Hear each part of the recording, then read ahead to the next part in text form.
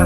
Di ba ikaw ang nagturo sa akin kung paano na nga ba maging masaya? Pero bakit ganun? Para pang iba na. Ano bang dahilan at maling nagawa? Di ako manhid, parang di ko madama. Unti-unting nanlalamig ka na. Kahit minsan hindi ko naisip na magloko dahil sa'yo. Kaya nasaktan ako ng tuluyan mo nang binitawan ng kamay ko. Ang isip ko'y litong-litaw at hindi ako mapakali.